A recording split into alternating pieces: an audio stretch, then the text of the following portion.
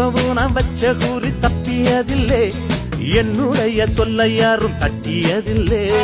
இன்னொருவன் என்ன வந்து தொட்டதுமில்லை, தொட்டவன தப்பிக்கான விட்டதும் இல்லை. மீசையிலே மண்ணு வெட்டுனதே எண்ணு, ஆயும் புலி நான் தான், பார்க்க போற நீதான். சும்மா புந்தாம் பூச்சாண்டி காட்டாதே, நம்ம கிட்ட போடுறிய தப்பு தாளம் தான். என்னம்மா கண்ணு